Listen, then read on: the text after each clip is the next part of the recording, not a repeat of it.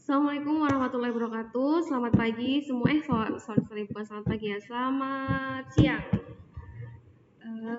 Kita ketemu lagi untuk mapel akuntansi dasar. Di sini Ibu akan menjelaskan tentang soal yang kemarin Ibu kasih untuk kalian. Dan kalian ternyata yang ngerjain tugasnya itu nih, Ibu kasih tahu ya. Yang belum mengumpulkan tuh masih banyak, entah karena nggak punya kuota atau bagaimana, atau belum paham. Nah, ini di sini sekarang Ibu akan jelaskan ulang ya. Ini Ibu mengambil salah satu contoh tugasnya dari si Sukma. Oke, Ibu jelaskan ya. Berikut ini akan disajikan data transaksi dari bengkel bocor selama bulan September 2018. Kemudian di sini ada bulan September. Nah, ini yang angka 1, angka 3 sampai tanggal 30, ini adalah tanggalnya. Jadi, pada tanggal 1 September, Tuan Maman memulai usahanya dengan membuka rekening di bank atas nama perusahaan dan menyetorkan kas sebesar 50 juta. Kalau menyetorkan kas sebesar 50 juta, berarti kalian tinggal buat kolomnya. Kolom di sini kas bertambah. Nah, ini kan ada sisi aktiva sama sisi pasiva. Nah, jika di sini bertambah, kasnya bertambah, maka modalnya juga bertambah. Oleh karena itu ini balance ya jadinya, karena sisi aktiva dan sisi pasiva sama-sama bertambah. Nah, kemudian kalian kasih keterangan modal awal. Oke, ini punyanya si Sukma udah benar ya. Terus tanggal 3, dibeli peralatan dari toko Padang seharga 3 juta secara kredit. Oke, kalau secara kredit berarti belum dibayar. Berarti menimbulkan utang. Nah, tulislah tanggal 3 di kolom bawahnya. Di tanggal 3 tadi beli peralatan. Beli peralatan itu kalian masukkan ke kolom setelah perlengkapan ya, karena lebih liquid. Nah, di sini di peralatan bertambah karena kita beli, otomatis peralatan kita bertambah. 3.000, kenapa 3.000? Karena di sini dalam ribuan rupiah, kita singkat. Nah, jadinya di sini bertambah sebesar 3.000. Nah, karena belum bayar, jadi utangnya bertambah sebesar 3.000. Jadi, di sini sama-sama balance karena sama-sama bertambah. Loh Bu, kenapa? Kok keterangannya nggak dikasih dibeli peralatan? Nah, untuk keterangan itu hanya menyisikan kata-kata yang hanya modal, pendapatan jasa, atau beban-beban gitu. Atau di sini juga price. Jadi selain itu tidak usah diberi keterangan. Karena selanjutnya keterangan ini akan dibuatkan laporan laba rugi. Oke, langkah selanjutnya tanggal 11. Dibeli perlengkapan secara kredit seharga 800.000 dari toko Nah, kalau secara kredit berarti sama kayak dibeli peralatannya ini. Kalau perlengkapan secara kredit berarti perlengkapannya bertambah, utangnya bertambah. Kemudian yang garis merah ini semua dijumlahkan. Ya, kalau ini belum ada transaksi lagi ya ditulis lagi. Ini juga ditulis ulang sampai ini ditambahkan nih 3.000 ditambah 800, 3.800 dan seterusnya. Oke, kita langsung masuk ke nomor 16. Tanggal 16. Diterima uang sebesar 500.000 atas jasa yang telah diberikan pelanggan. Oke, berarti ini kan kita bergerak dalam bidang bengkel.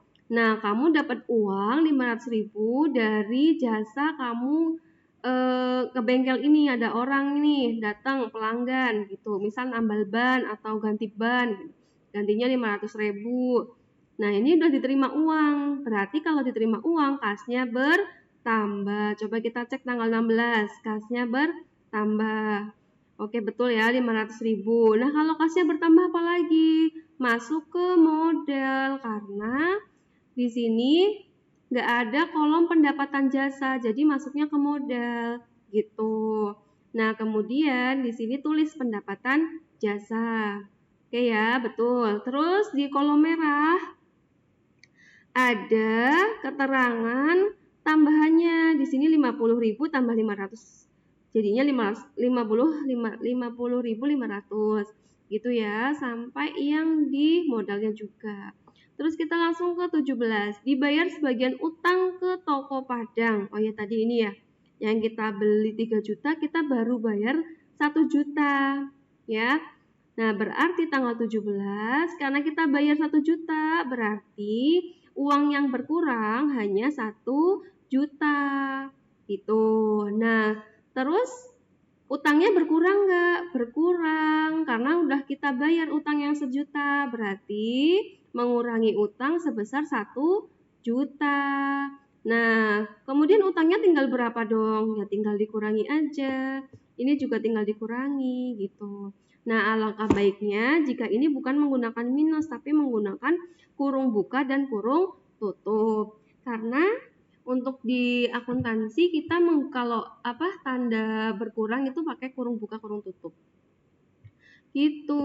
Selanjutnya 19, tanggal 19 diterima uang sebesar 200.000 atas jasa yang telah diberikan kepada pelanggan bernama Toko Ramai. Oke, berarti kita dapat lagi nih uang. Berarti kasnya bertambah, modalnya bertambah, kasih pendapatan jasa. Oh ya, ini yang atas ini nggak usah dikasih keterangan bayar utang ya. Cukup pendapatan dan beban aja yang ditulis. Oke, ini juga kalian sesuaikan yang merah, kalau ditambah ya ditambah, dikurangin ya dikurangin, terus kolom selanjutnya kalian tinggal tulis lagi. Lanjut, tanggal 25, dibayar biaya telepon 200.000. Kalau bayar berarti mengurangi kas dan mengurangi modal. Kasih tulisan, keterangan, beban telepon. Lanjut, dibayar gaji pegawai tanggal 26, 1 juta. Kalau bayar lagi berarti kasnya berkurang 1 juta, bebannya berkurang 1 juta di modal. Nah, tinggal kalian kurang-kurangi lagi. Ini bukan bayar gaji pegawai, tapi beban gaji. Dah, titik. Beban gaji. Lanjut ke tanggal 27, dibayar listrik air bulan September 200.000. Kalau bayar berarti mengurangi kas dan mengurangi modal. Di sini tulisannya betul, beban listrik dan air. Terakhir, Tuan Maman mengambil uang tunai untuk keperluan pribadinya 500.000. Kalian tulis tanggal 30 berkurang karena diambil buat dia sendiri. Kan dia pemiliknya tuh. Nah, terus kemudian modalnya juga berkurang. Kasih keterangan prive atau pengambilan pribadi. Nah, setelah itu kalian jumlahkan. Jumlahkannya gimana? Ini kan terakhir nih 47.800 ditambah 800.000 tambah 3.000. Hasilnya 51.600. Nah, kalau di sini pasifa utang ditambah modal hasilnya 51.600. Jadi balance.